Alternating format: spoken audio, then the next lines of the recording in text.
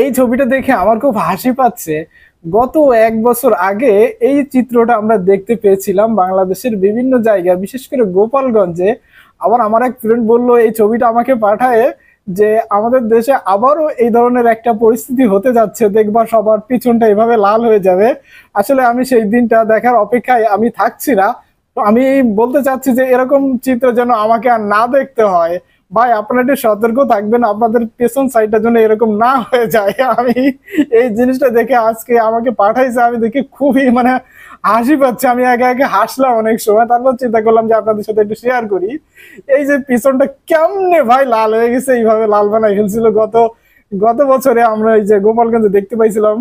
ওরে কি অবস্থা রে ভাই, নাই রে মার। সেই একটা পরিস্থিতিতে আপনাদের যেন পড়তে না হয় ভাই, সবার পেছনটা যেন আমি ভালো দেখতে চাই।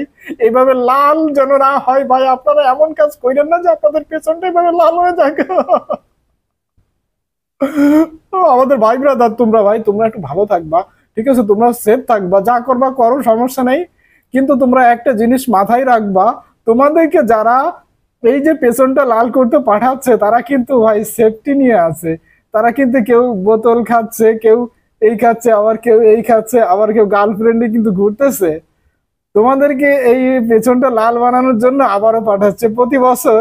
প্রতি বছর না, তোমরা কিছু কিছু কিছুদিন পর পর দেখবা তোমাদেরকে এই ধরনের পেছন সাইডটাই লাল বানানোর জন্য তারা কিন্তু মানে পাম্পুটি দিয়ে এভাবে পাঠাবে। যার পেছনটা লাল হয়ে যায় ভাই, তার বাবা মা, ছেলে মেয়ে, বোন, আত্মীয় স্বজন যখন দেখবে আমার ছেলের পেছনটা কেমনে লাল হয়ে গেল, আমার বোন যখন দেখবে ভাইয়ার পেছনটা লাল, বাবা মা চিৎকার করে কাঁদবে আর বলবে আমার ছেলে কেন ওখানে গেল, ওইখানে কে নিয়েছে আমার ছেলেকে, আজকে আমার ছেলের পেছনটা লাল হয়ে গিয়েছে।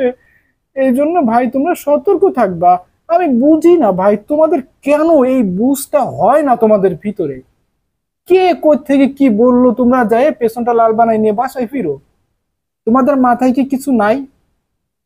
তোমাদেরকে যে পাঠাচ্ছ তুমি দেখো তো তার কোনো একটা ছেলে মেয়ে কি কখনো এই পরিস্থিতিতে থাকে? যারা তোমাদেরকে পাঠায় তাদের প্রত্যেকের ছেলে মেয়ে বাইরে লেখাপড়া করে, যে তাদের সেকেন্ড হোম থাকে বাইরে, তার কোনো একটা পরিবারের কোনো একটা আত্মীয় স্বজন পর্যন্ত ক্ষতিগ্রস্ত হয় না।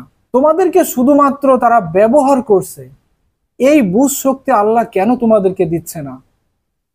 এই বুঝ শক্তি তোমাদের ভিতরে তোমরা নিজেরা গড়ে তোলো। তোমরা এই মানুষের কথায় নিজের ক্ষতি করো না। তোমার যদি কোনো ক্ষয়ক্ষতি হয়ে যায়, তোমার ছেলে কেঁদে বেড়াবে, তোমার বোন কাঁদবে, তোমার ভাই কাঁদবে, তোমার বাবা মা তো সারা জীবনই কাঁদতে থাকবে। কেন ভাই তুমি এইগুলো বুঝতেছো না তোমরা? কিসের জন্য? কি পাবা তুমি এইখানে যায়?